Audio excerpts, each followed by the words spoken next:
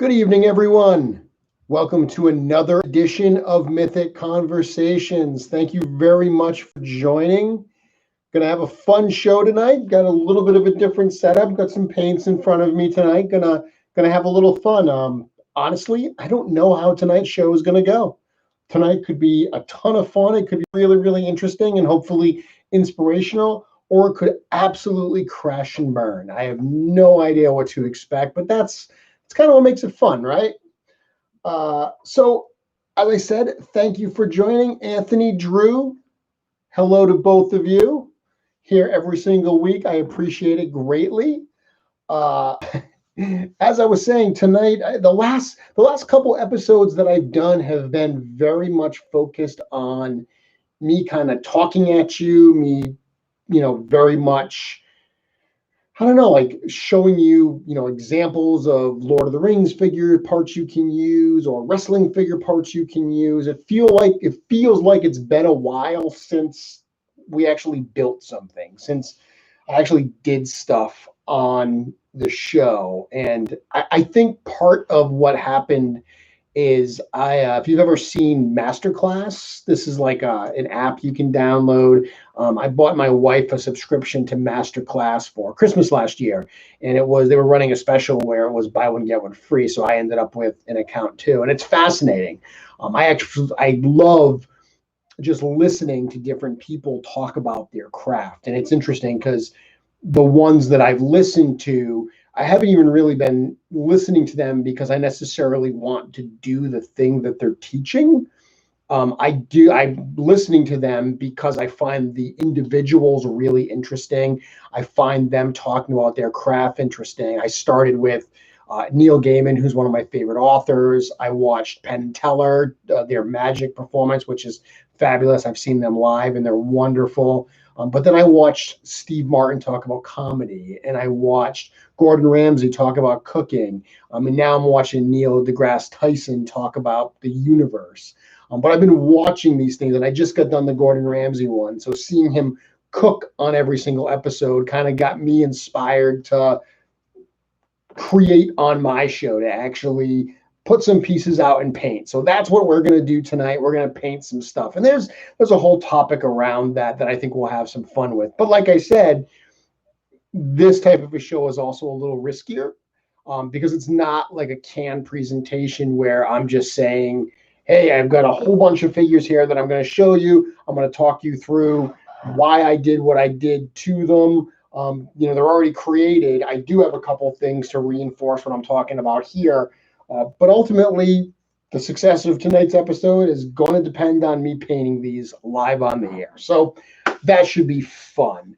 Once again, let me start the show with the introduction that I do every single week, and that is welcome to Mythic Conversations. If you are tuning in for the first time and you are unfamiliar with me, my name is Jeremy Gerard. I'm a collector and Mythic Legions customizer. You can see my collection behind me.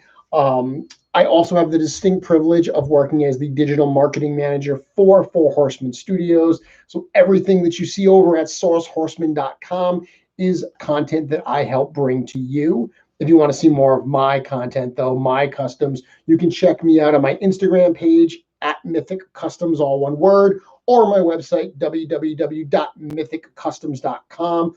All my recipes, photos of everything are on my website. And of course, here on my YouTube channel. We do this every Wednesday night at 7:30 Eastern Time, Mythic Conversations Live. But I also post other short tutorial videos throughout the week. If you're not following the channel already, consider doing so. I'd greatly appreciate it. So Seba, hey, very nice. You got this, Seba says. Super interesting show tonight. Yeah, it should be a lot of fun. And it's actually interesting that Seba's here.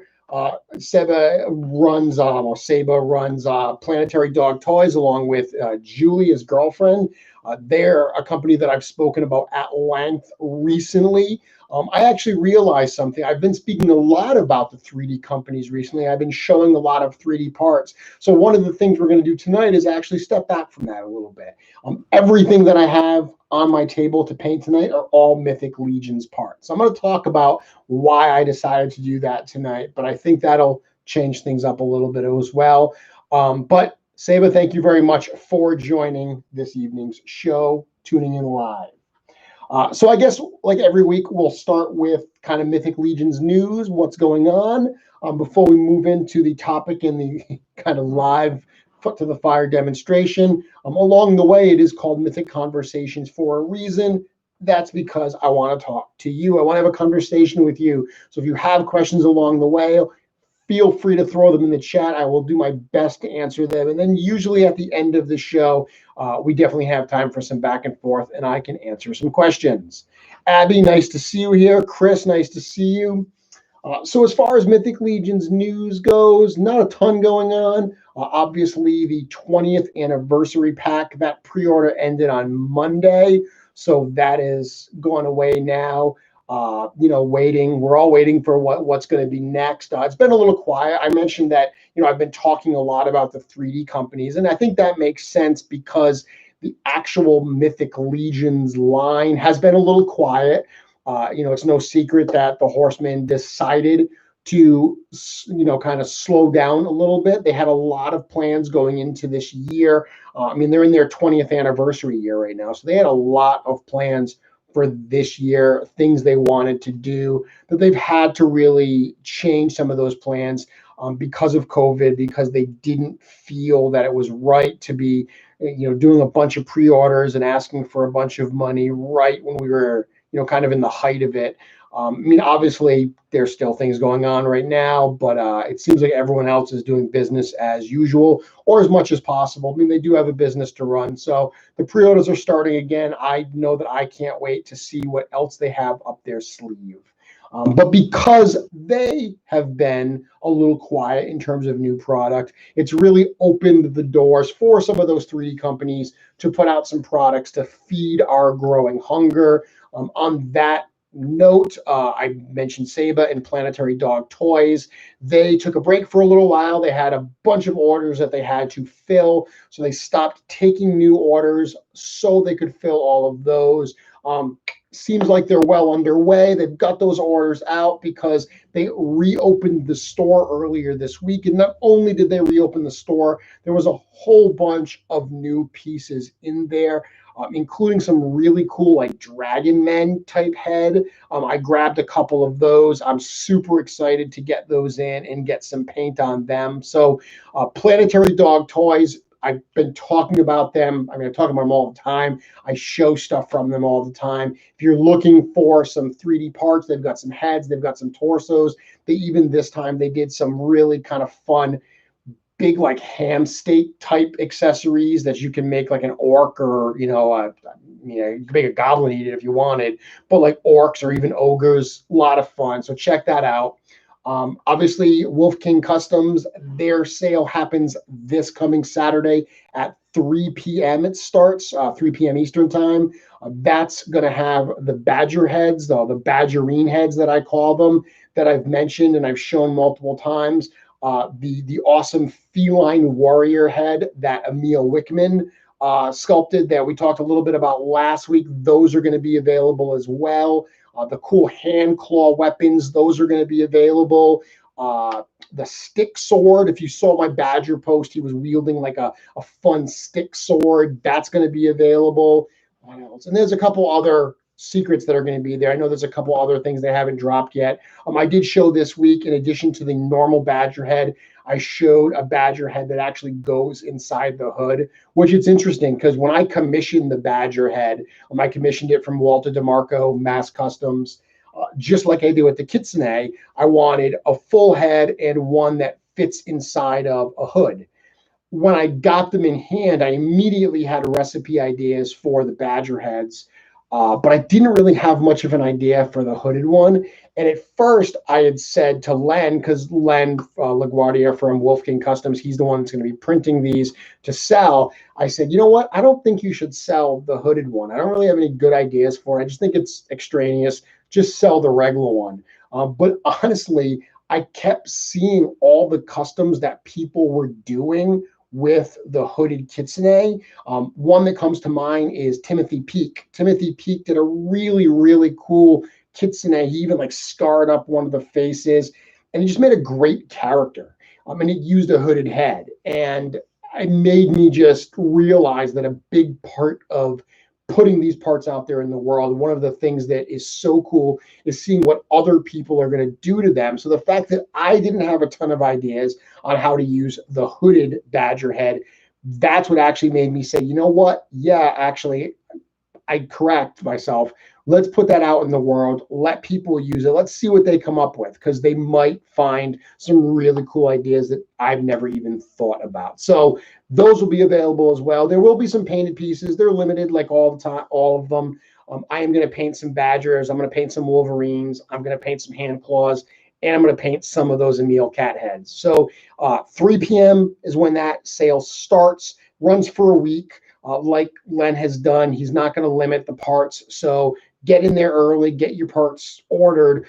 But if you order later in the week, if you want the unpainted parts, you should be fine. He's not going to put a limit on those. But if you want the painted pieces, there is a limited number. So if there is a run on them early on, you might miss out. Get in there early. There will also be a limited number of painted kitsune sets. He's not going to sell them separately. I know he did the unpainted sale most recently for the kitsune, where he sold the heads and tails separately. Honestly, he's offering the kitsune painted again simply because there were a number of people. When he did the painted kitsune parts, that was the first sale he ever did, and he sold out of the entire run in 15 minutes. So we do know that there are some people that wanted a painted kitsune set that didn't get it in that first sale. So we are going to offer a limited amount in this one. Again, all the painted parts are limited. If you want them, jump on there early.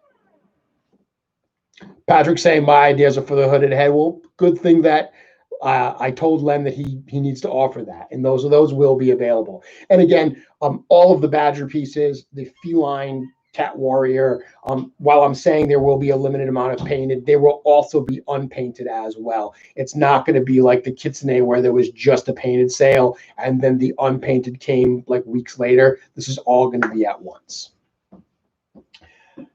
Okay, other news. What else is going on? So someone's asking, any idea when GCon is? It's interesting you ask. I do not know. I've had a few people ask me that. Last year's GCon was, I believe, the 27th of July. So I do know that people are starting to think about that.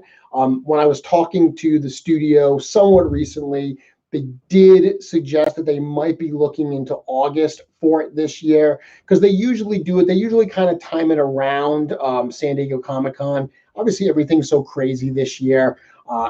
Nothing's been announced for that yet. Certainly, as soon as we all know, you will all know as well. But it's interesting you mentioned that, because I added a bunch of videos to sourcehorseman.com this week. If you look under the menu, there's a section for updates, and that's where the news and the blog articles and the podcasts, there's a drop down for all of those pieces of content. There's also one for videos that I added somewhat recently. And originally, the video I started with was Pixel Dan actually interviewing Cornboy. But I built the section thinking, okay, I'm going to go back and add a bunch of the older videos. And today I went in and I added all the GCon stuff. So the GCon from last year, from 2019, is a 5-hour video. And it's one 5-hour video. It's actually on the Horseman's Facebook page. That's where it lives.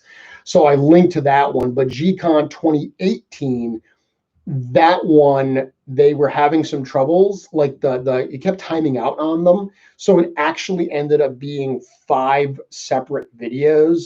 So I posted GCon 2018 part 1, part 2, 3, 4, 5. And I tried to list what is covered in each one, including the awesome, if you're new to Mythic Legions and you're not sure what GCon is, actually a little explanation. So GCon is every single year, Four Horsemen Studios does an online convention where it's basically, the first year was from 11 to 8 or 11 to, it was long. The first year was really, really lengthy. Last year, they narrowed it down a little bit. It might have been 11 to 4 or something like that. Again, 5 hours. So they narrowed it down a little bit, but it's broadcast from Four Horsemen Studios in New Jersey. And it's interviews with the horsemen themselves, interviews with other people. One of the first times I ever got to go to the studio as an invited guest was for the first GCon in 2018. I got to go last year again to show off some of my customs. And actually, it was at last year's GCon where I started talking to the guys about actually working with them and taking over the website. And I gave them some of my ideas, my vision for what it could be, and I mean, that's led to where I am today, working with them on the site and the digital presence stuff. But that's what it is. It's an online broadcast, and the coolest thing is they do reveals. So last year they revealed the Aether wave. That's where all of the Aether figures were shown for the first time. And then at the end of GCon, the Aether wave was available for pre-order. So yes, it was almost a year ago that we actually first got to see and order Aether. GCon 2018, that was actually the Soul Spiller wave. They had already shown a few of the figures, but that's where they debuted the rest of the figures for Soul Spiller, and that went live that night. So to answer your question, Amy, no, I do not know when GCon 2020 is. I do know that it is in the planning stages. They are putting everything together, figuring out exactly how that's going to work. For viewers, it's probably not going to be any different because it was not a live event anyway. So viewers, it wasn't like a con where they would go to and sit in panel discussions and stuff like that. It was a virtual event for the fans. But for people involved with the studio, I would go to the studio. It's actually one of the things I'm super bummed about this year, because this year, now that I'm working so closely with them, I had planned to go down actually a night early and hang out all night and document the preparations for GCon. If you heard the stories again, last year they were at the studio until 2:30 in the morning painting prototypes, so they would be ready to show the next day. Lot of preparation. I thought that would be great to document. So the fact that we won't be there live doing that is somewhat of a bummer, but at least we will have a way to get together virtually and show some cool stuff.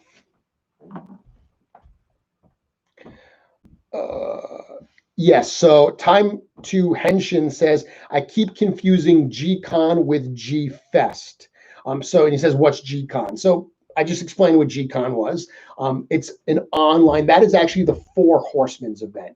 Legions Con is probably what you're thinking about. So Legions Con is not, obviously it's focused on Mythic Legions, it's focused on Four Horsemen Studio, but Legions Con is actually a live event that both myself and Joe Viteri, who runs the ToyCon New Jersey show, that's something that we put on together. We put it on for the first time last year. That right now is scheduled for November of this year, obviously. Still trying to figure out what that's going to look like. The reality is they just started doing live shows in New Jersey. Joe Viteri runs a number of live shows in the New Jersey area. He just did one, not this past weekend, the weekend before. They obviously it was different. They had to, observe social distancing guidelines. Everyone had to wear a mask, but they had to space people out more. But it was very, very successful. People were very patient. Obviously, the line to get in was a little slower because they could only let so many people in. But it went really, really well from what I was told by Joe. That bodes really well for next month in August. They're actually doing ToyCon New Jersey. So ToyCon New Jersey happens twice a year, in the spring and the fall. It was supposed to happen in June and then again in November. The June one was obviously pushed, and it was pushed to August. So they are doing, as of right now, the August ToyCon. Now, the August ToyCon is not Legions Con. There's not a big Mythic Legions presence there. Frankly, I don't even believe that Four Horsemen Studios are going to be at the August ToyCon. That remains to be seen, but that is, I believe, what it's shaking out to be. We'll see what actually happens there. But ToyCon, as of right now, is happening.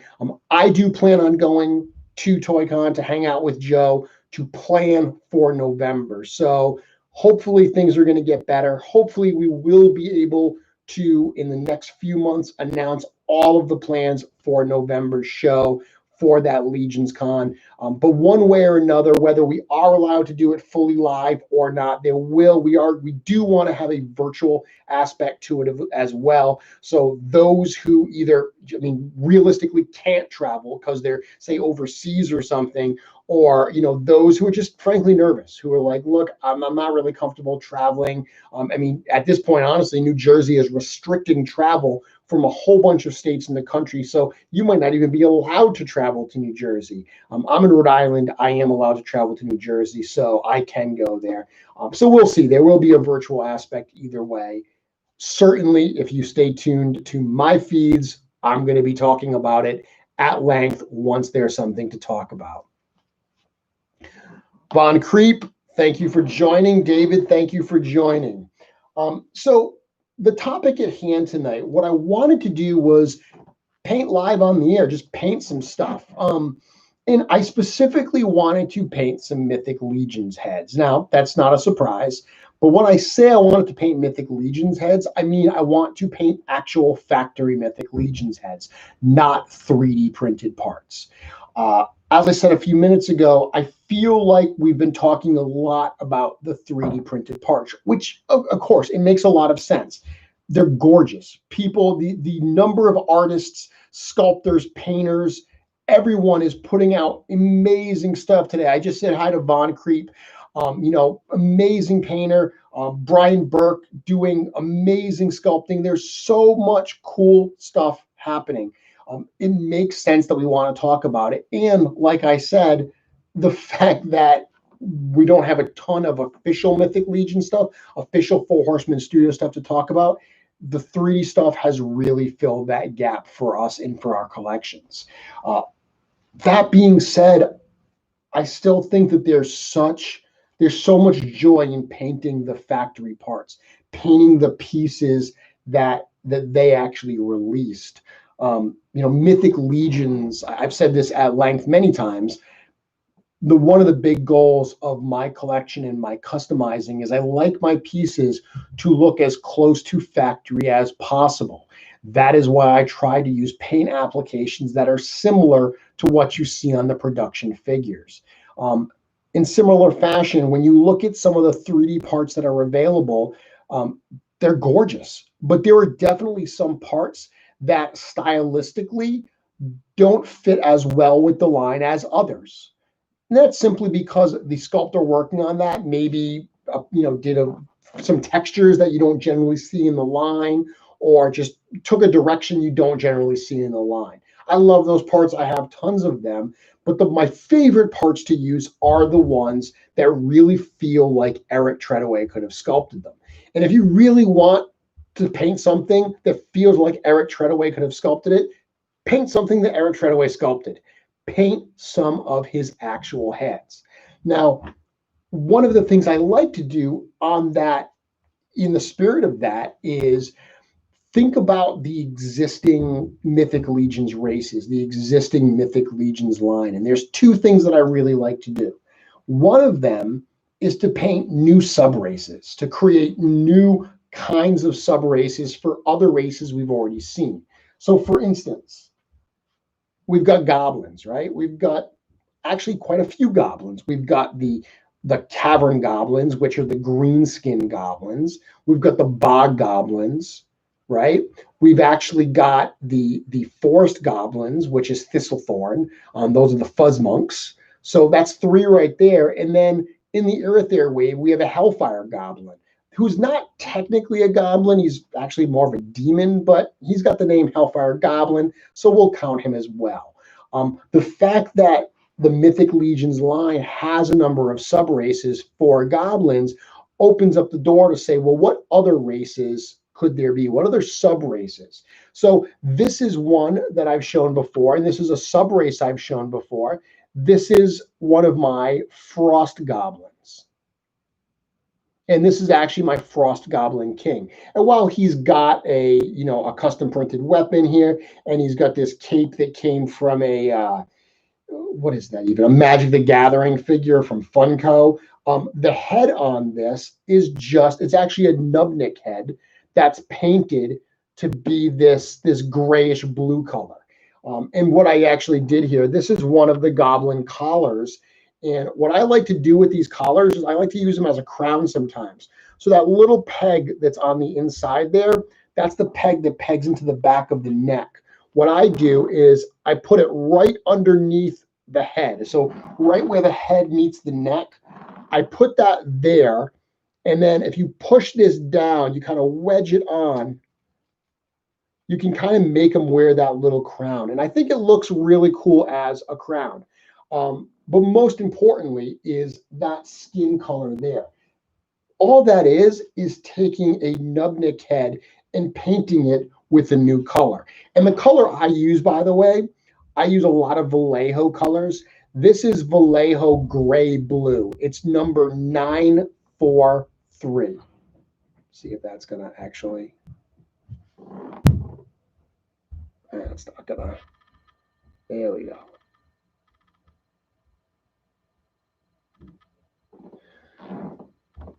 This is an out of the bottle color. So whenever I paint any of my frost goblins, this is the color I use. And to me, I wanted to find an out of the bottle color for my frost goblins because I've painted a whole bunch of them, including actually some that I've sold. I painted one that I gave away at Legions Con last year, actually, as a raffle prize. Because I want those goblins to have a consistent tone, I've mentioned this before, I'm horrible when it comes to formulas. I don't write down how much I did of each color to make a specific color.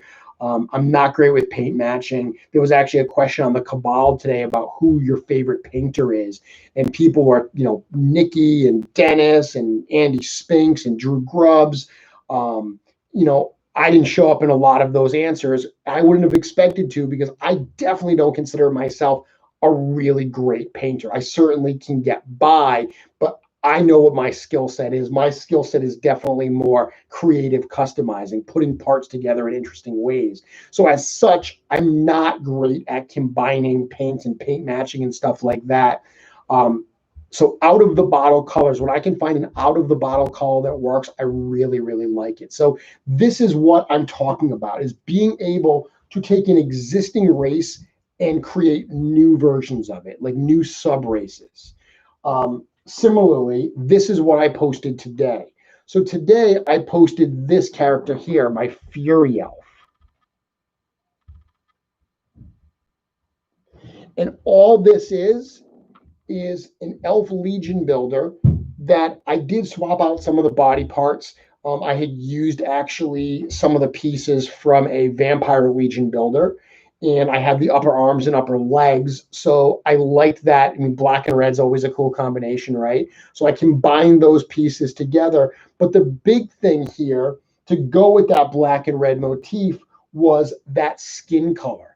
And I did a show a while back about removing parts of Mythic Legions figures that aren't meant to be removed. That's what I called it. And what I did was I took one of the elf heads and I actually, boiled it. I didn't boil it. I heated up some water and dropped this into some hot water. But you can actually remove this elf head, this elf helmet. By removing that helmet, it exposes that flesh and you can paint that a different color. So in this case, I did that red. I made him a Fury Elf, and that was in line with what Four Horsemen Studios, when they released the Fury Clan arcs, they had said Fury Clan is not unique to orcs. This is not an orcish thing. There are other races that are members of the Fury Clan. So that clearly made me think, okay, Fury Clan goblins, Fury Clan elves. I saw JD Brocious do a absolutely amazing Fury Clan ogre that he dyed and then painted. It was absolutely gorgeous, gorgeous piece. So Fury Clan ogres as well. That's what I'm talking about. That's what I want to do tonight, is think about how can you take existing figures or existing races and do one of two things. Either have new kinds of characters for that race. So we've already got Frost Elves, right? Thalon Frostbow is a Frost Elf. I showed this a few weeks ago, which I took a Thalon Frostbow and I replaced the female, obviously female torso with the breasts with this male torso to create a male frost elf. It's completely a talon body. Even this head is obviously not obviously whether it's male or female right out of the box. So it works wonderfully for both. That's what I did here. I also did this one, which is kind of my Frost Elf King, where I took a steel knight body. I painted some of the armor to match the kind of blue steel armor of the Frost Elf. I used a Lord Aegon head that I lightened his skin, and I replaced his crown with one from Artemis Silvercord. That looked like a big kind of like stag type crown. I thought that worked really, really well for a Frost Elf. And that's what I'm talking about, being able to do different versions of different sub-races, whether we've seen that sub-race already, we've seen Frost Elves, but build on that idea. So you know what? I've got one Frost Elf. What would other Frost Elves look like? Let me think about that. This is one that I love. We've got Barbarians, right? So I made a little separate clan of Barbarians, because the Barbarians, to me, if you look at the map of Mythos, the Barbarians seem to me like they come from those northern reaches, very Viking-like. I also wanted to create a little sub-race, a little sub-clan, I guess you could call it, for my collection that I call my Highland Barbarians. So these are very Celtic-inspired, very Irish-inspired, lots of red here. I've said this before, but I don't follow the specified storylines and factions in my display. For instance, Juno the Crusher. Juno the Crusher with her like orangish hair, she technically is a member of the Legion of Irithyr. That's not how I use her. I have her on display with my Highland Barbarians. And this is the head of my Highland Barbarians. And this is a wonderful head. This head was actually painted by Quinn Law. Absolutely wonderful painter. Love his work so much. And he took in, I actually don't know if this started, I think it started as an Adamon head. I don't think this was Atlas. I think this was an Adamon head, but he painted it orange. Just a gorgeous, gorgeous piece.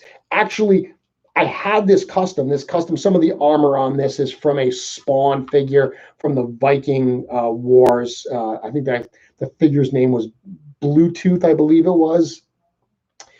Great on Mythic Legions figures, but I actually had an Adamon head on this, and I wanted to paint the hair orange, and it was just low on my priority list. I had him on display with the blonde here. And I was like, well, blonde works fine for now. And then Quinn Law put up this head for sale. Actually, he put up a whole figure for sale, and I bought the figure just to get the head. I think I sold off the figure or used it in another custom. But again, another example of what you can do by thinking about the races that exist, the clans that exist, and expanding on that. Okay, so what I have here today, what I've done is I've spray painted in black a number of different heads, and we're going to create some different races for them, some different sub-races, some different looks. So what I've got here is I've got an elf head. So this is one of the heads that goes inside of a hood. I pulled that out and I spray painted that. And actually, to be honest with you, I had pulled this head out of a hood when I was making one of the Kitsune figures, and I scuffed it up. This was a shadow elf. I scuffed it up. So painting it is going to allow me to still use it. I have a Goblin Legion Builder head, one of the unmasked ones. So we'll do something with that. I've got a vampire head. So this is a Carpathius head that I painted black in order to do something fun with that. I've got an orc head. So this one was actually a Purplore, one of the extra heads from Purplore. And lastly, I've got one of the helmeted Goblin Legion Builder heads. And what I have done is, if you're going to paint a Goblin Legion Builder head, I pulled off the face mask. It's just on there with a little bit of glue. That's going to make it a lot easier to paint. It's really hard. It's such a small space in there. If you want to paint that little bit of flesh in the eyes that are inside that helmet, it's going to be brutally hard to do that and not get paint like just kind of splashed over onto the armor if you have it together. So I separate. So that's what we're going to do. So I'll tell you what, I've got all these different paints here. And one of the things I was thinking that let's start by doing maybe a different race that we've already seen. So we've already got the Whisperlings, right? The Whisperlings, the one character we have from the Whisperlings is Myria Goldenbranch. She's got like the greenish skin. And actually the Elf Legion builder also comes with an extra head that has the green ears. Those are Whisperlings. We don't have any male Whisperlings. So I thought, I've got this head, maybe I'll paint this one to look like a Whisperling. So what I'm going to do here is the first thing is I'm just going to paint the head fully green skin. And then I'll go back afterwards and I will paint a little bit of color, like some black on the eyebrows. And then I will paint the eyes as well. This is an example of how I paint sometimes. The eyebrows are already black, but I'm not going to stress myself out about trying to paint around the eyebrows. It takes 2 seconds to paint them black later. I'm just going to put some paint on top of it and I'll paint it later. Now, I've actually never painted a Whisperling. I know Nikki Nicole Cheney, she did a whole group of Whisperlings, looks really good. But I had this paint in back. This is my Craft Smart. This color is bright mint. I have no idea why I have this. I have to assume it's my daughter's. I have to assume my daughter, I got this for her for something. But this bright mint color looked very much like the color for the Whisperlings. So I'm going to try that. Going to put a little bit of paint in there. I think what I'm going to do is I think that the Goblin, I actually brought out a Shadow Orc. I think I'm going to paint the Goblin like a Shadow Orc. We don't have a Shadow Goblin. I think that'll be kind of fun. I was thinking the Vampire, painting him red. I think I'm going to paint the Vampire red and do like a Fury Orc, like a Fury Clan Vampire. I'll put that on that body. That'll be a lot of fun. For the Orc here, I actually have a Chronaw body, and I had a recommendation that this color, Citadel Araham Blue, is like a perfect match or very close to a perfect match for this body. So I wanted to try that out. So I'll paint that Orc to match that body. And then I'm not sure what I'm going to do with this last Goblin. We'll figure it out when we get there, right? Now, I tend to take my glasses off when I paint. I'm farsighted. No, I'm nearsighted. I'm nearsighted, so I can't see far away. But I do find that when I paint, if I have my glasses on, I find them a little bit distracting. Now, what I'm going to do is I'm dipping my paint here, and you all know how much I love dry brushing, right? So I am going to dry brush just so I can put this on very lightly. And one thing I do too is I've got this little foam block. You couldn't see it. I've got this little foam block here that's got these little, actually this is a little staff from an Articulated Icons figure that broke. I just got a little bit of blue tack on that. I tend to use these when I paint because obviously I can't touch the parts I'm going to paint. I've seen Nikki do this with like chopsticks and chopsticks wrapped in like what is it, paper towels. So that certainly works. This is how I do it. I don't have any chopsticks in my house. Oh no, I do actually. I have a whole sushi set. I do have chopsticks. They're nice chopsticks though. They're not chopsticks that I want to paint. By the way, while I'm doing this, if you are asking me questions, I can't see anything. I can see there's a computer in front of me, but that's about it. So this color's not going on great. I'm not loving the way this is looking. Again, I've never used this paint before. I've never painted a Whisperling. So what I'm going to do is I don't want to go too heavy. So what I'm going to do is I'm going to put this one aside. I'm going to let this one set. I'm going to let this first coat sit on it. That's one of the problems that I see a lot of painters do, and I do it as well, is, it's not coming on. So your answer, hey, this isn't coming out how I want, let me put more paint on it. I will tell you that in my experience, the answer is almost never add more paint.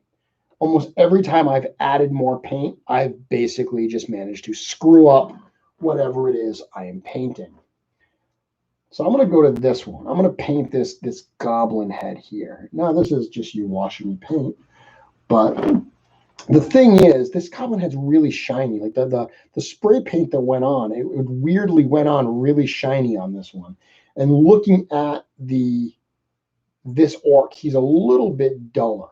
He's not as shiny a paint job. So maybe I'll just hit it with a little bit of black paint to start with. You know, this is obviously not a glossy paint, so I'll hit it with that. Hopefully that will make it not be as shiny. And really what I'm doing here is just trying to bring down that shine. I'm going to let it dry for a few seconds. And then really the main part that I have to do with this goblin head here is I'm going to paint his eyes, I'm going to paint his teeth, but I got to paint that almost birthmark type look on there. Yeah, that took down the shine a little bit. I like that. And again, I am dry brushing. It is something I do all the time, just because I feel like it helps me control the amount of paint I'm putting on. I can build up the amount of paint by doing that. The nice thing about these projects here is I'm not really matching anything. I'm not matching skin color. You know, when I paint Fury Clan, I wanted the red of my Fury Clan elf to be close to the red of my Fury Clan orc, but they're not exact. But I'm okay with that, because just like we have lots of different skin tones, I'm okay with a Fury Clan elf having a slightly different red skin tone than a Fury Clan orc. I think that works. So what I'm going to do next is, let's look at this. I think I'm going to do that birthmark first. So that birthmark is almost like purplish, but that purple's definitely too purple. So I'm going to mix a little bit of the purple with some of that black that I just put out there. I'm going to try to get myself a little bit of a deeper color.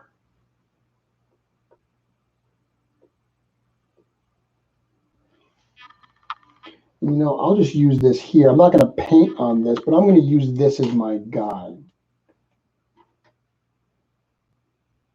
because that's obviously what I'm trying to match. But once again, it doesn't have to be perfect. It doesn't have to be perfect. That's the nice thing about doing this. Let's check this. Drew saying, paint the goblin head as an undead zombie type goblin or yellow goblin. Gotta love the yellow. Yeah, one thing to keep in mind is I'm trying to do things that I can execute somewhat quickly on here. Undead goblin is cool, but I have to think about how I do that. I had kind of planned on doing some easy stuff. And the goblin in question was this one, and he's mostly covered anyway. You just see that little strip there. By the way, actually, I'll talk about that later. A little trick there. Oh, you know, one thing I didn't tell everybody in news that I forgot to mention. This shirt I'm wearing, my Mythic custom shirt, I wear this. So I wear this every time I do one of my tutorial videos, and I wear it frequently on the show as well. I've been getting asked by more and more people if they can buy one, which blows my mind. So I made this shirt a couple years ago, last year actually. I made this shirt specifically for the Legions Con show, because I knew that I was going to be at my table and I wanted people to know who I was while I was there. I wanted them to recognize me as the person running that table. Now, this was before I had the show. People knew Mythic Customs at that point, but I wasn't out there as much as I am now. Now that I'm on television, YouTube live every single week, I think that, for better or worse, my face is a little more recognizable. But back then, it really, really wasn't. So I got that specifically for that show. and I made two of them, one for myself and one for my son. My son accompanied me at that show. That's why I bought it. The fact that people would actually want one of these things for themselves, frankly, is not anything I ever expected, and it surprises me. But it's really touching. That's actually pretty darn cool. So I am going to get them made. I am doing that right now. I've actually been working on putting together a little online store to sell some of my customs, because previously I would sell them on the Cabal, but I always feel bad, pimping out my for sale items on the Cabal. I mean, you kind of have to do it a little bit if you're selling stuff, because it's such a great community. And if you've got cool stuff to sell, I mean, you do want that audience to have a shot at it. But I have a lot of stuff I'm going to be selling. I have a lot of customs that I've been doing specifically to scratch an itch that don't necessarily fit my display. So they're going to be sold. So I'm building a little online e-commerce store to do that. And I figured, what better way to kick that store off and test it out than by selling some of these shirts. So in the coming weeks, I will be posting information about how you can get one of these Mythic custom shirts if you want one. And if you don't, I won't be offended. Like I told you, it surprises me that anyone would want them. But for those that do, genuinely, thank you very, very much. That is incredibly cool. Okay, yeah. So again, I'm trying to somewhat match the pattern on the Shadow Orc, just so they look good together. The color's not exact, but it's actually pretty cool. It's a little bit more purpley here. I like that, though. I think it looks really, really good. So now, normally I would let that dry a little bit, but because we are live here, I'm going to keep going a little bit. I'm actually going to do his teeth. His teeth are nowhere near the stuff I just painted, so I'm not afraid that I'm gonna mess something up. So I'm using actually some ivory here. So this is Vallejo color 918 ivory, 918. This is actually a color I often use for teeth. I usually, instead of like a pure white, I'll use ivory and then I'll go over it really, really lightly with like a yellowish color. Abby's saying, nice, I would totally buy a Mythic custom shirt. Yay! Well, Abby, you will have a chance to do so very, very soon. Now, the brush that I'm using for really, really small stuff like teeth, and it's what I will use for eyes as well. These are my Winsor & Newton brushes. This is the Series 7. This is actually the miniature series, and it's size 000, which is, I believe, the smallest one they sell. I looked for the smallest one I could find. So painting teeth. I love painting goblins and orcs and stuff like that. And I obviously love painting critters, kitsunes and badgers and so forth. I find there's a lot more room for error. They're monsters. I hate painting realistic heads. I was painting some custom dwarf heads this week, or dwarf head, I should say, this week. That's yet to be revealed yet, and it was brutal. And I was so, it's not often that I paint something that I don't like the end result. I have an idea in my head, and I generally can execute that. And this week was so depressing because the figure itself, like the recipe is one that I'm super, super into, and the parts are so nice, and I'm so unhappy with the job I did. So what I did with that one was I put it down. I put it down, and I'm going to give it a few days, maybe a week. Because like I said earlier, the answer is almost never, hey, let's add more paint to it.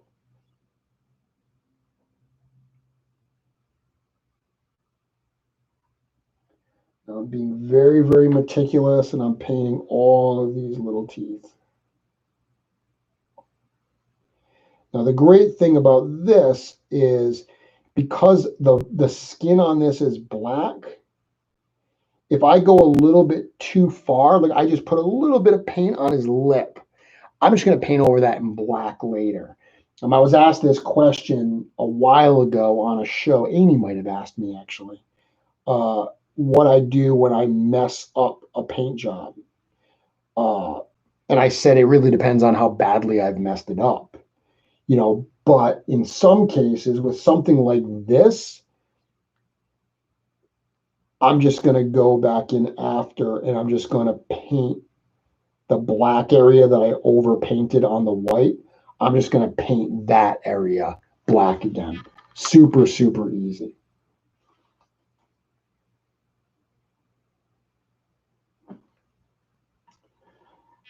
I'm trying to talk while I paint, but sometimes you got to concentrate. There we go.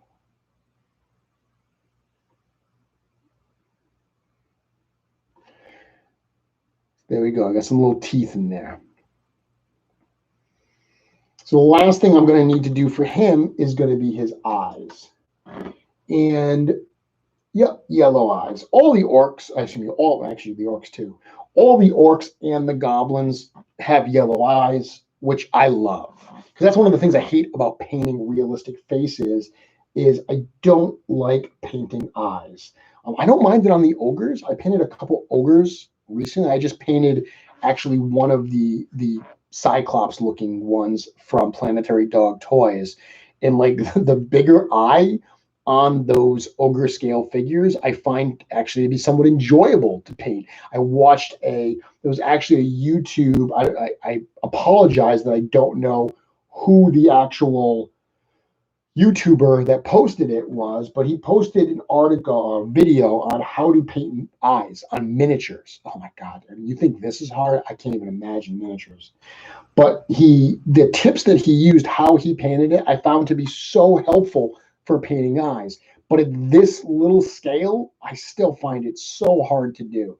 The bigger ogre scale, especially a Cyclops, that big eye, that was a lot more enjoyable. But for little things like this, I love the little yellow eyes. One thing I will tell you, just my experience, is get a little bit of yellow on that paint brush, hit that eye, be confident. Don't hem and haw. If you have to go back, if you get a little spot and you have to go back for a second pass, you're going to mess it up. This is just my experience. I've got to get that eye in one shot, one little, it doesn't have to be a ton.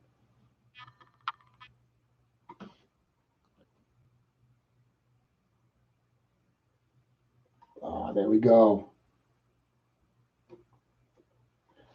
Okay.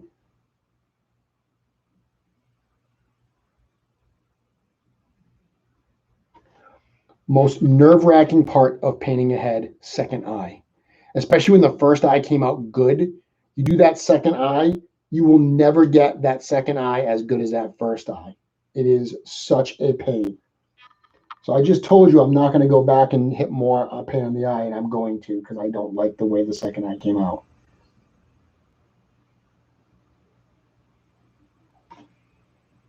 There we go. How's that look? Is that even focused? Come on, focus, focus, focus. I'm doing all this work and you're not focusing on me. I can't even tell if it's focused because my glasses are off. I was holding my breath. You and me too. Purple skin orc with purple with Purpler are green eyes, though. Yes, you're right. That one is. But I'm not doing a purple one. So let's see what body I'll put this on. I'll put this on. I have a Goblin Legion Builder body here. And I did not paint the neck on that Goblin Legion Builder body, but that's okay. I'll cover most of that. What's funny about this is before tonight, I had never even really considered doing a a Shadow Goblin. I was thinking about tonight's segment, and I was like, okay, how am I going to paint these heads? And I was looking at the existing sub races, and I said, well, we've got, the green orcs, we've got the fury orcs, we've got the shadow orcs, but we don't have fury goblins or shadow goblins. So, okay, I'll do a shadow goblin because I've seen people do fury goblins. I've done them. So there we go. There he is on his little body.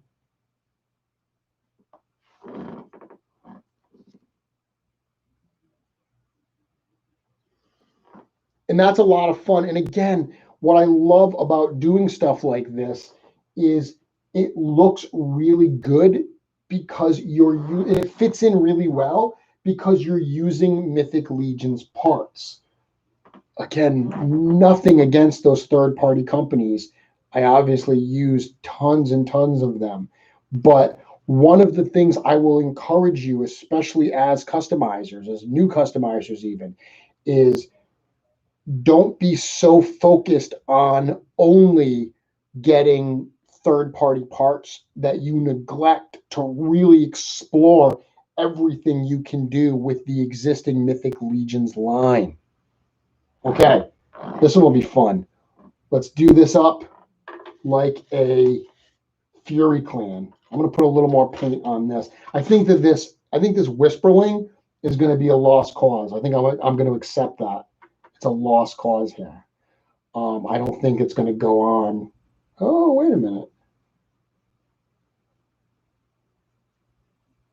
Oh, see, that second coat's going on a lot nicer.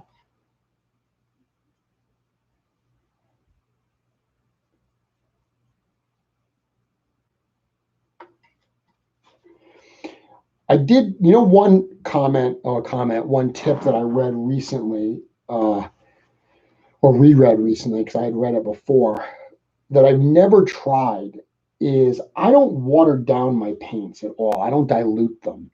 And I was reading the interview that I did with Matt O'Toole from Castle of Power. And he suggested watering down. See, this is still not perfect, but I'm going to leave it as is and maybe come back with a third coat on it and see because the second coat really worked a lot better. That's where we are right now. It's not, coverage isn't what I want, but it's getting there.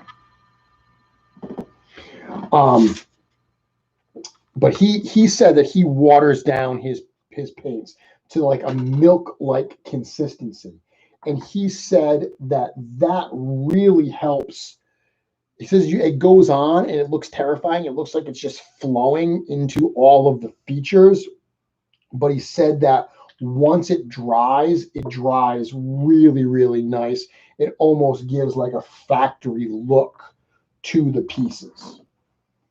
Okay. Bring my Fury guy over here. So on this one, this vampire head, I'm going to do it all in the red. I'm going to dry brush it on, big surprise. I'm going to do it all in the red. And then I'm going to come back and really all he needs is the eyes and the teeth. And a Fury Clan, they do have yellow eyes. I guess I will do yellow eyes on this as well. I was going to go white eyes, but I will go. I don't have another brush here, so I'm just going to use this green one. I didn't bring enough of my big flat brushes to dry brush, so it's okay. We'll use this one here. A little bit of green in there will make do.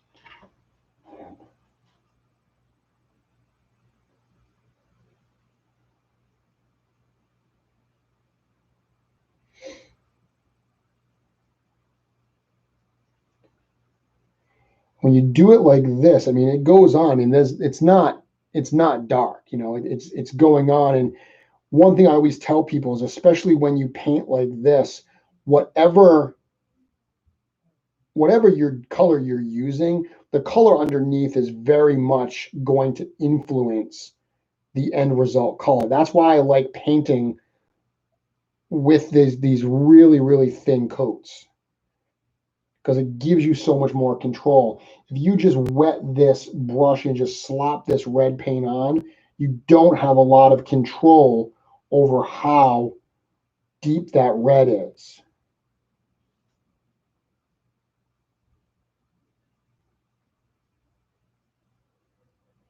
I also like to let it dry a little bit before I hit it with more color. So I'm going to finish this coat, and I'm going to put it down for a second, let it dry a little bit before we come back with some more.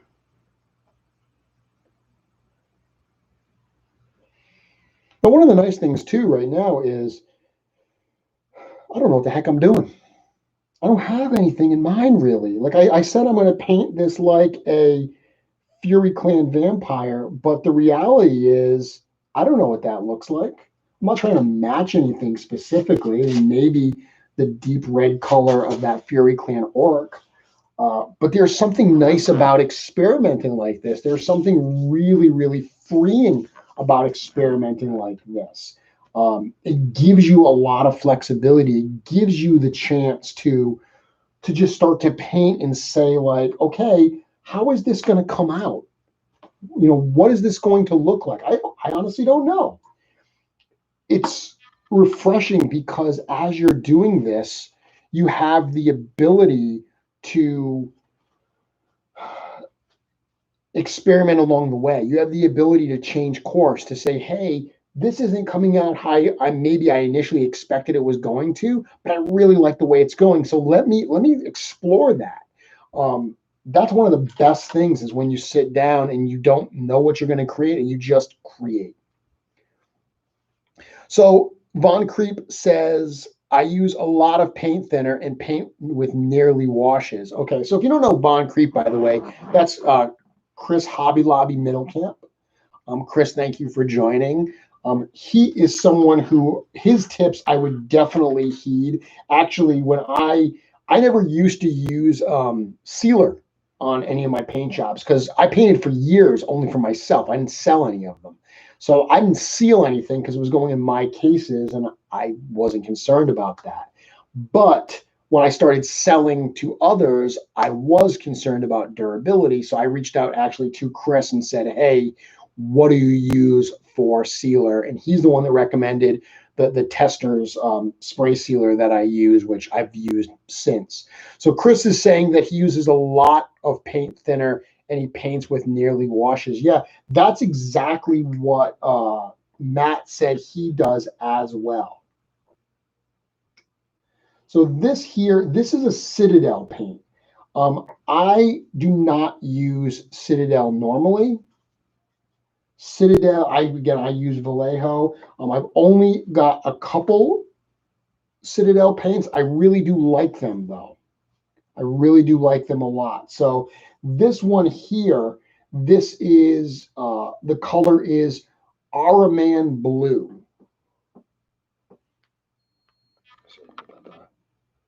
Araman, yeah, it's not gonna focus. I hate that.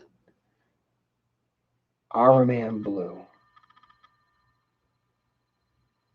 So this is the one that Nikki recommended I use, and apparently she was given that recommendation by Dennis Derby. He told her that this is actually a really good match for the Chronal body. So I'm going to try that out. I'm going to see if that is the case. Now, unfortunately, I didn't plan this out effectively, and I don't have enough brushes. So I'm actually using a brush here that I had put black on to paint the Goblin. So this is going on. I am adding a little bit of black to this, which is unfortunate, but I will make it work.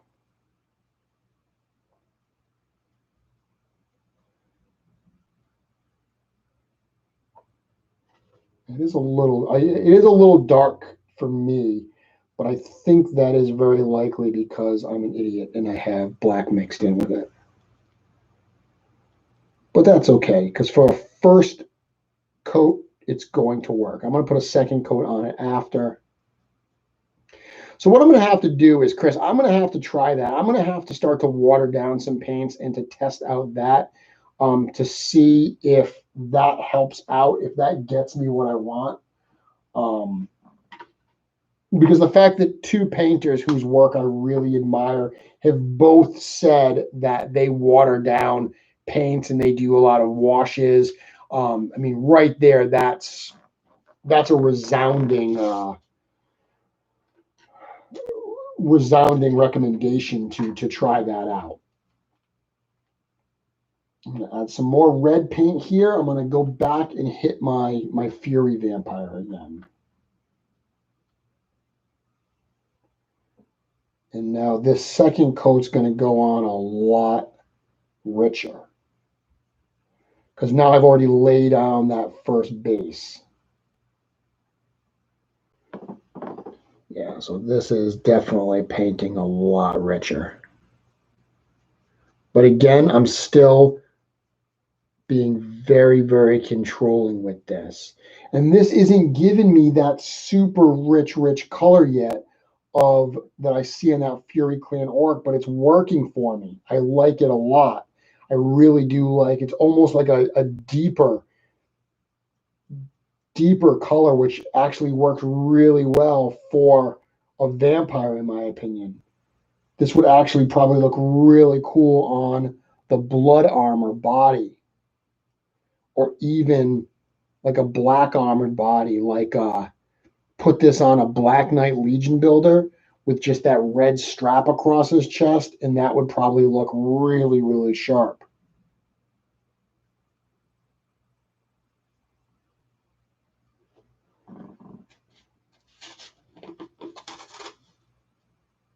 There we go. Let that dry. What do we want to do with this guy? What should I do with him?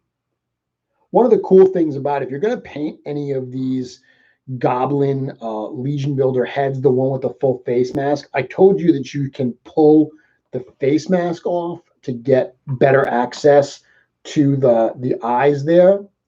But what you can also do is the ears pull right off as well. So I didn't heat it. I literally just grabbed that ear and pulled, and they came right off. Really, really cool. Couple things you can do. Number one, if you're going to paint the ears, painting them separately, not in the head itself, will allow you to get all of the ear and not have to worry about hitting the helmet. Second, you can do some fun things. You know, if you want to modify this head, you could actually put maybe horns where those ears go instead. You know, some of the horn attachments. One of the things that I've done and I've seen other people do is take these goblin ears and use them on a Thwick. So Thwick has the helmet with the red horn attachments. You can glue those ears in the side of the helmet there, and you have a cool new look for Thwick. Chris is saying also on a black surface, so you'll need another coat. Yep, absolutely. And Greg is asking, Chris, he's asking, do you use actual paint thinner or a medium? So, Chris, are you saying that you use actual paint thinner, or are you just saying that you thin your paints by adding a little bit of water? I believe that's what Matt was telling me to do. Matt was saying to use some water and you know, thin the paints, make it so they're not as thick. Because what he said is by doing that, they're going to go on really, really thin, like really watery, and it seeps into all of the different pieces of the sculpture, and it looks scary at first. When you first look at it, you're going to be scared that you've just ruined it. But it ends up actually looking really, really nice. It dries really, really nice and looks almost factory. So I'm using some light gray on this. I don't really know what's going on here. I'm just playing around. Drew told me to paint the goblin to look like he's dead. So I'm giving him some gray skin. It'll work.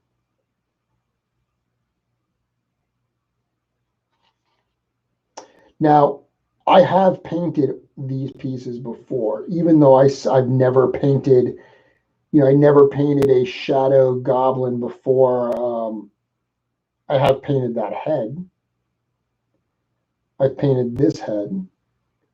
And there's something to be said for that. I'm sure that any of my fellow painters will attest to the fact that once you've worked with these parts, you get a familiarity with them.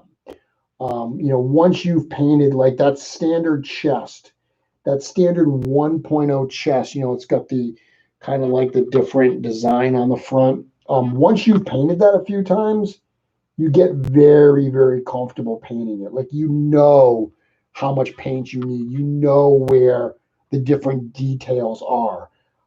There's no substitute for that other than doing it. Getting these pieces and getting them dirty. Getting some paint on them. That is how you get better at this stuff. And then, if you do enough of it, your fodder bins are so overflowing that you can pull out a whole bunch of heads on a Wednesday night and paint them on air, not knowing if you're going to ruin them or not. This is actually the last Carpathia's head I have. Goblins, goblin heads are a dime a dozen over here. I've got so many goblin heads, I don't know what to do with them. And right there is where I get all these emails and messages from people saying, send me goblin heads. I can tell you what to do with them. Send them to me. Send them to me.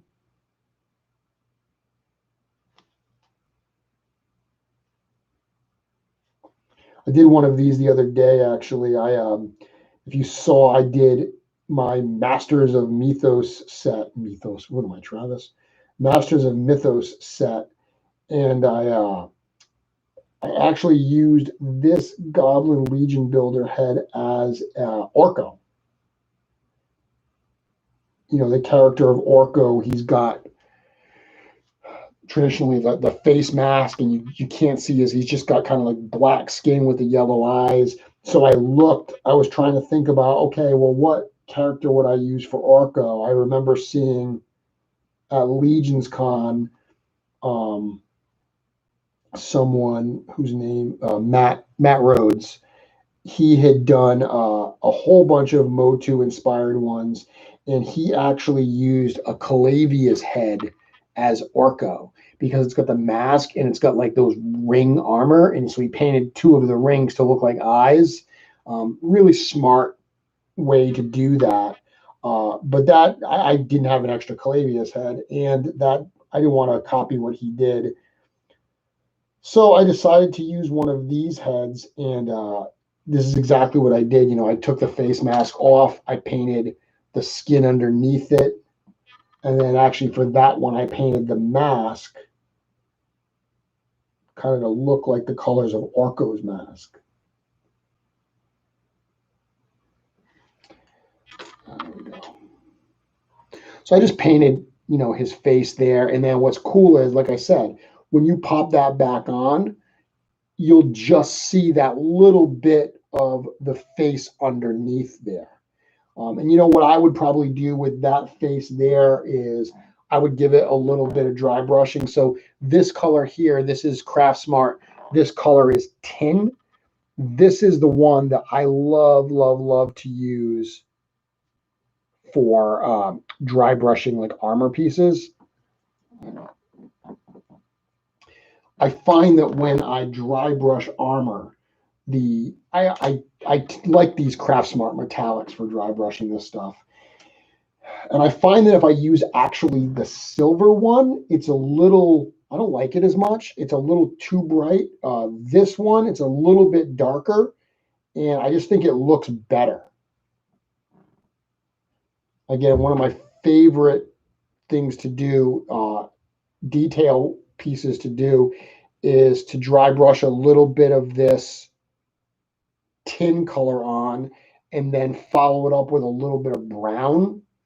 That's what I call the Urzak effect. If you look at the Urzak character, That's exactly how his armor is painted. It's like a dark gunmetal gray that they've painted, like a color like this tin color, a little bit of silver highlights, but it's a dark silver. That's why I call it tin.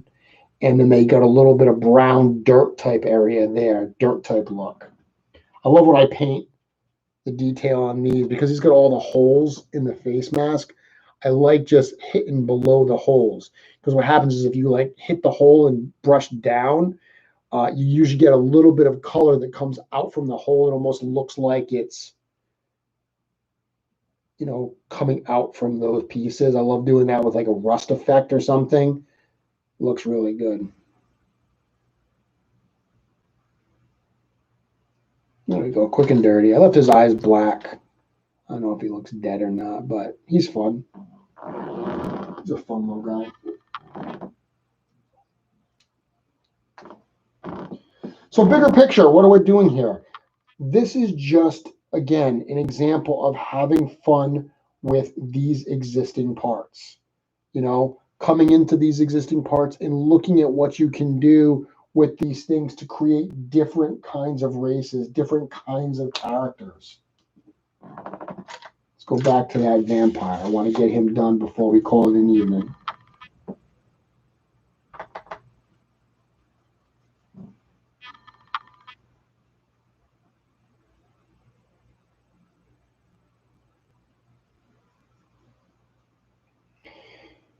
Again, you're having fun here. You're doing what you want to do, what your vision is. I always tell people when you're looking at other painters, when you're looking at all the people in the cabal or on Instagram, especially early on, don't be intimidated by that. Be inspired by it. You're not trying to do exactly what they're doing. You're trying to do what you're going to do.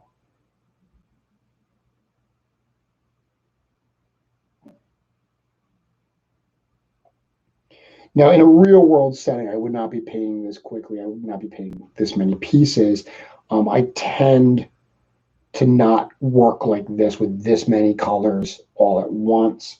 If I do work on multiple pieces all at once, but they tend to be similar colors. I tend to try to plan them out. So, I'm painting white teeth all at once or yellow eyes, and I just bang out a bunch of different projects, though that piece on a bunch of different projects. Tonight I just thought it'd be fun to do this a little bit. And even something like this, I'm really not letting him dry. I would probably let him dry a lot more than I am right now before I'd hit him with these additional coats. Because I'm really not getting the coverage I want, so I'm going to probably let him dry a little bit. This one, where'd he go? This one came out well because obviously I was using the black color to begin with, but I think you get the picture. Let's see. Von Creep says, I just use acrylic paint thinner, but most of my paints are alcohol-based. Water to thin if paints are not alcohol-based. Yeah, I use all acrylic, so... Amy's saying the best painter I know taught me to water everything down at least just a tiny bit and do multiple thin coats. You can drop water down too much, so start with a drop. Yep, very good. Yes, I've never watered it down, so that's one of the great things. As much as I've painted, you still learn new stuff. I'm sure that if I start doing that, it's going to be like a game changer for me. It's going to totally change the way the paints go on, and it's almost like having to relearn again. Greg say, any recommendations for Citadel mediums or just stay with water? And again, that's a question for Chris.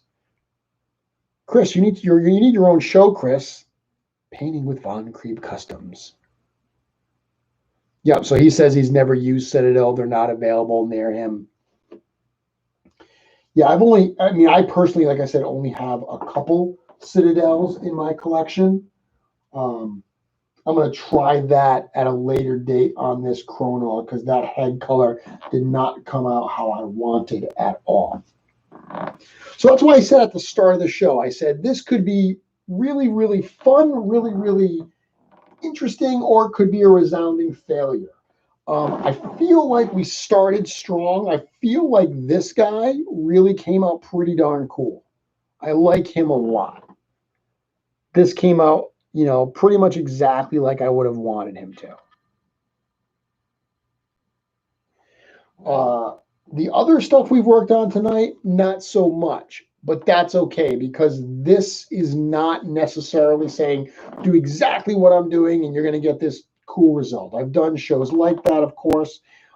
This was more about just kind of having some fun and about, you know, hopefully getting you inspired to look at the existing figures with a new light, to look at your fodder bins and to say, what can I do with these existing figures? What variations can I make on these figures to really get some cool new looks here? So it's getting there. It's getting there.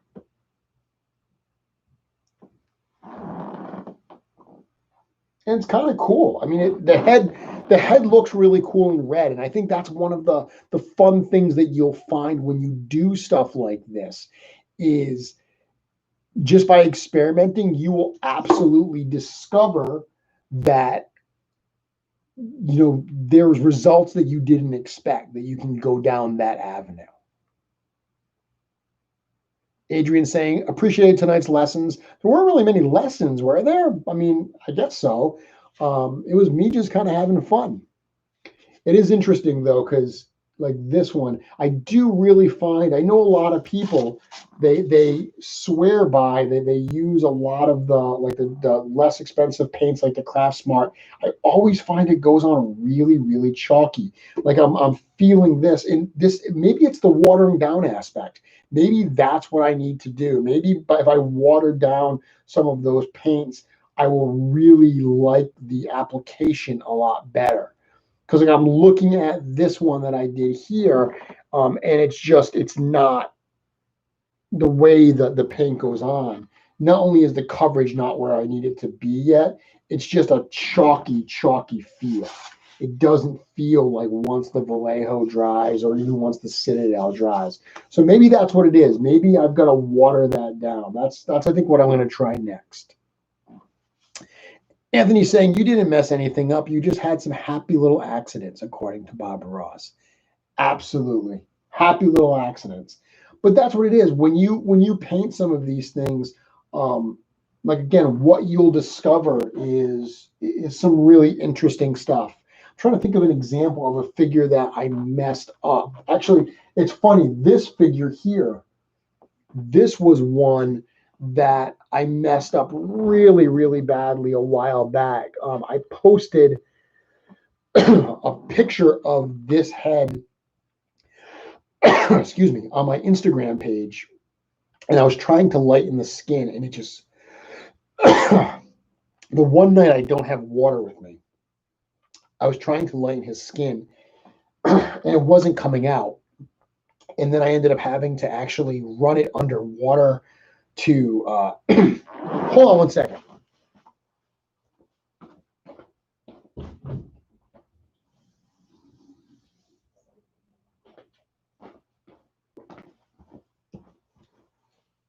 Okay, much better. Incredibly dry throat. I've been talking at you for 90 minutes. Definitely needed a little drink there. But what I was saying with that Frost Elf King, that was one that I completely messed up. The paint didn't go on right. It was chalky. It bled into the eyes. I ended up actually bringing it into the sink and trying to rub the paint off. Total mistake.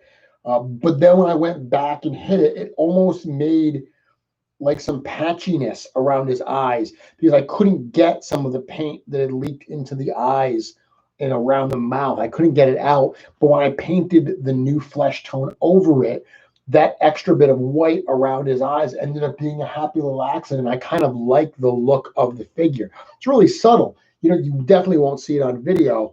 You might not even see it in the pictures that I take of him.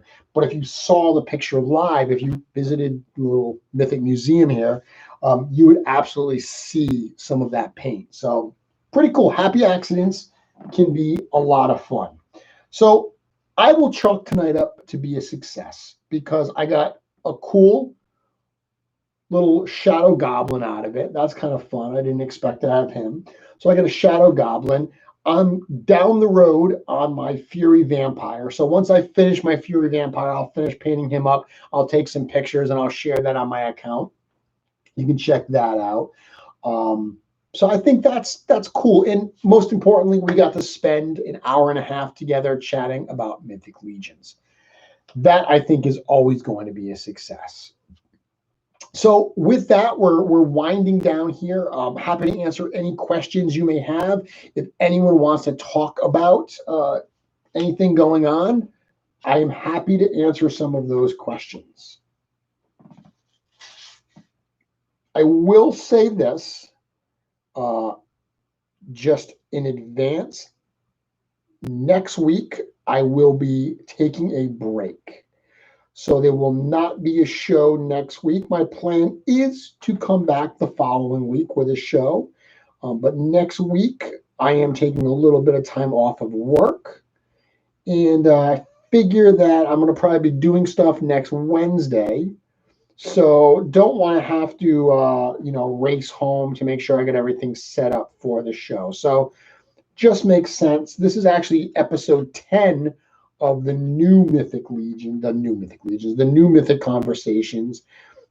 Amazingly, if I'm not mistaken, since I started doing this, I think that I did 13 episodes when the show was on Facebook, and this is episode 10 here on YouTube.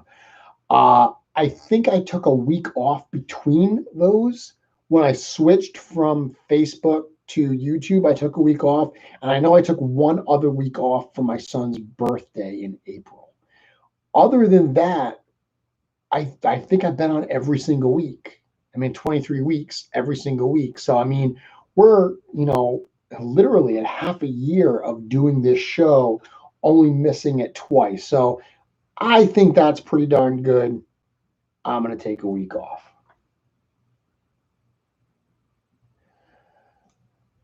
Anthony's saying, I'm on vacation too. Greg saying, what is the winged figure to your left in the back of the case? Goodness gracious. In the Goblin case?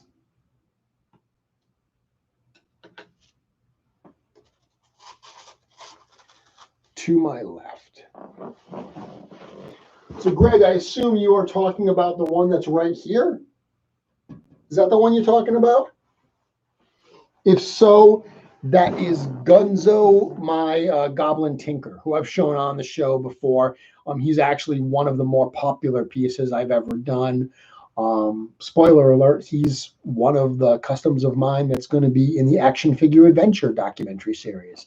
Gunzo made it in. So I have to assume that's what you mean, because I don't see any other figures that are winged that you can see. So that's got to be it. Yes. Okay. So second shelf. Yeah, that's Gunzo. So he's if you look on my website, if you look on mythiccustoms.com and you go down to the Goblin section, that's Gunzo with his big wings there. Just so you know, once we're done this show tonight, I am going to stay up and finish this, because if I don't, it's going to eat away at me and I will not be able to get any sleep at all, because that's how I am. I painted a piece this week from Emil Wickman that I am not allowed to show yet. That's exactly what happened, where it was such a fun piece. I had so much fun with it that I started it and I couldn't put it down. I had to keep coming back to it to just finish it, because it was just such a gorgeous piece. I absolutely can't wait for everyone to see it. Emil's killing it. Some of the stuff he's sculpting, people are going to love it. And it's cool too, because he's got a lot of variety. You've seen his ogre and his vampire.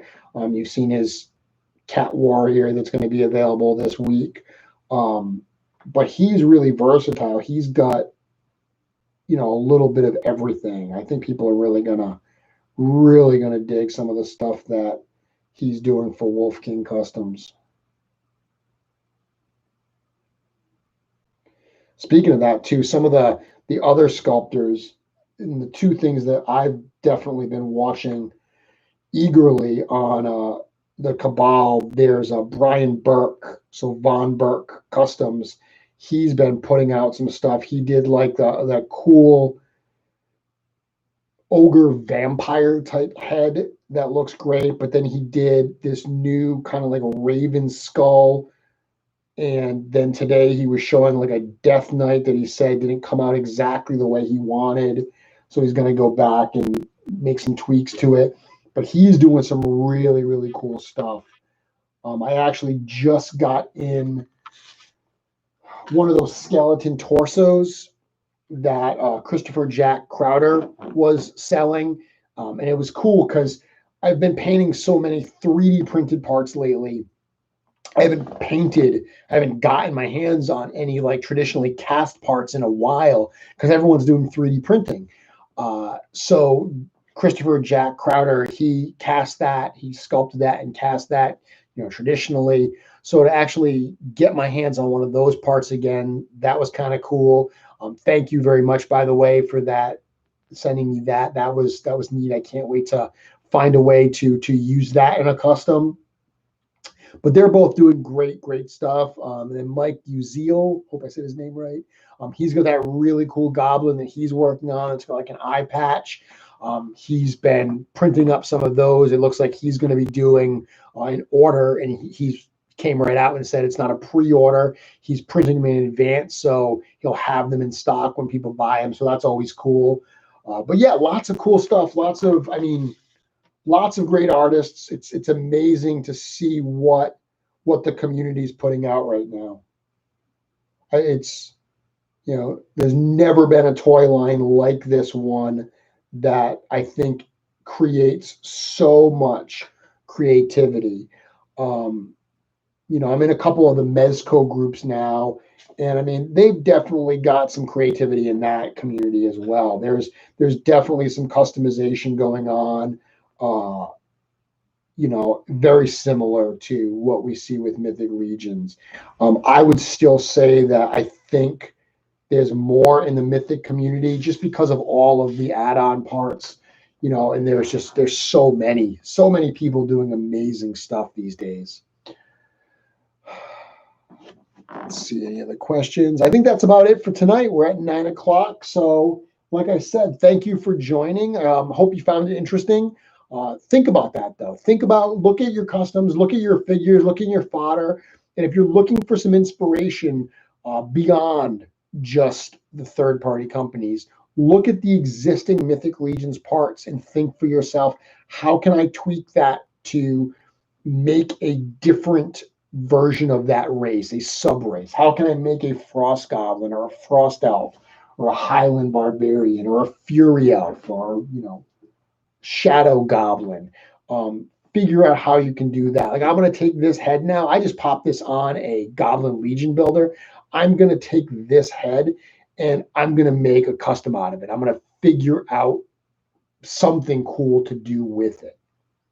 Very cool. So once again, we will be off next week, but the following week we will be back. Same Mythic channel, same Mythic time. Until then, check out the Wolf King Customs sale this Saturday. My badger heads, those cat heads, lots of cool stuff, some of which I'll be painting. If you want to pick up some of those, thank you very much. If you want to paint some yourself, grab some of the unpainted parts. Until next time, I look forward to our next conversation.